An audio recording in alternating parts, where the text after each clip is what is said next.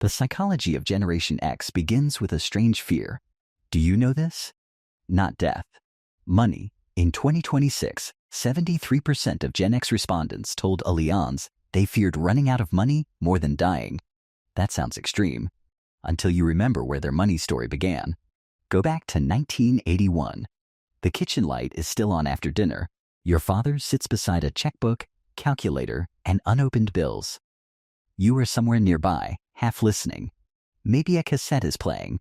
You do not understand interest rates. But you understand your parents' faces. Something costs too much. Something has to wait. And somebody at work might be getting laid off. In October 1981, the average 30-year mortgage rate reached 18.63%, nearly 19% for a home loan. Then, the 1981-82 recession hit American families hard. Unemployment climbed to nearly 11%. Manufacturing, construction, and automobile workers were hit especially hard. Maybe your father kept his job. Either way, Gen X watched adults become cautious. Cars were repaired instead of replaced. Vacations became a conversation before becoming a purchase. And we can't afford that entered ordinary family language. Nobody called this financial psychology. It was just home. But children remember atmosphere before they understand arithmetic. Gen X learned an early lesson. Security could disappear. Fast. Then the malls filled again. Money felt physical. You saved because money looked finite. Then, adulthood changed the rules. Get the job. Buy the house. Raise the children. Save for retirement. Simple, right? Not quite.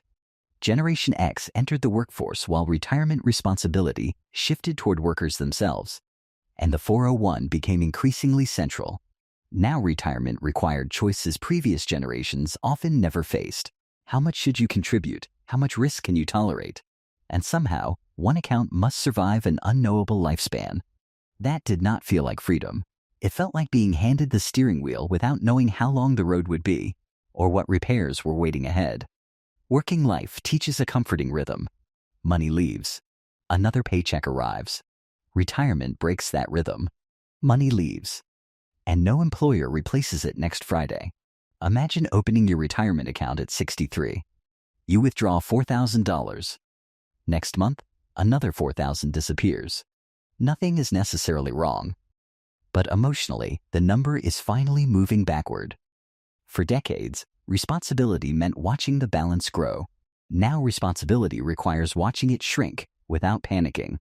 Federal Reserve data shows 74% of non-retired Americans ages 45 to 59 have tax-preferred retirement accounts. Yet only 43% say their retirement savings are on track. The account exists.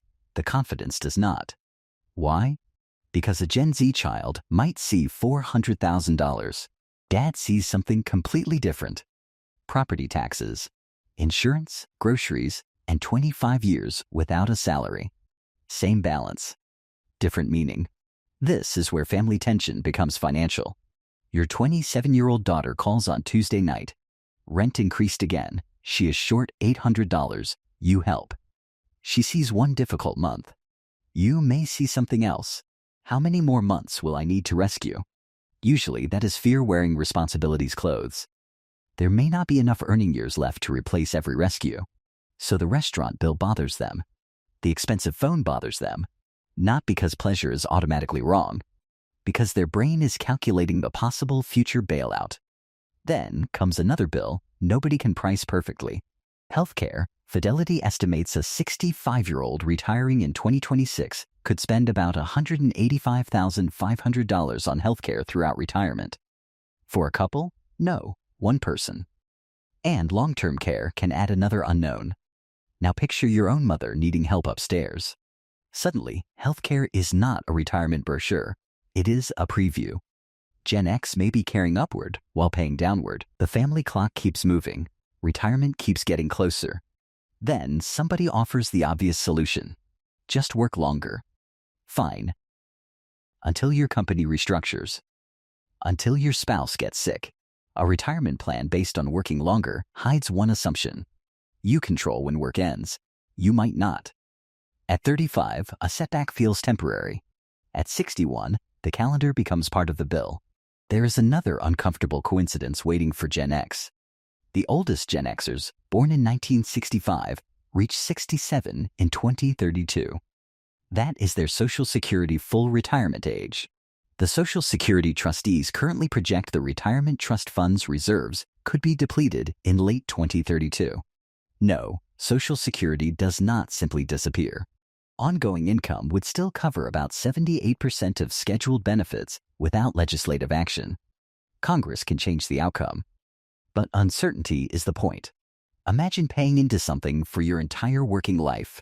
Then your retirement year becomes the year everyone debates its financing. Comforting? Not exactly. So Gen X tries to control what remains controllable. Spend less. Save more. Keep working. Delay the vacation. Keep the old car. Help the children, but worry afterward. Watch the retirement account. And here is the strangest part. Even success may not switch the fear off. A paid-down house can still need a roof.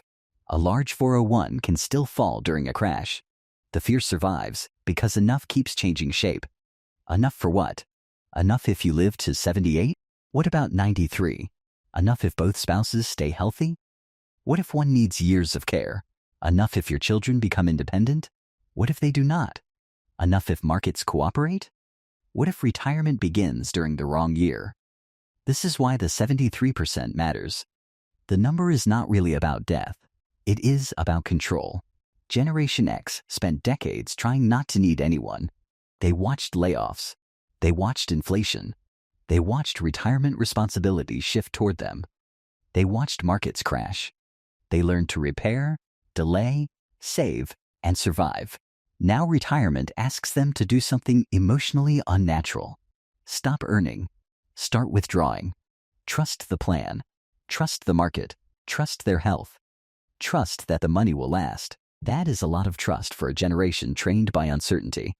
So when a Gen Xer looks overly conservative, look closer. They may not be protecting money. They may be protecting independence. Because their deepest retirement nightmare is not dying poor. It is living long enough to become financially powerless. That is why outliving their money feels so frightening. The account represents more than dollars. It represents staying in their home, choosing their own care, helping family without begging afterward, and never becoming somebody else's monthly expense. For Generation X, retirement money is not simply wealth. It is control over the final chapter. And perhaps that is the real fear. Not that the money reaches zero, but that freedom reaches zero first.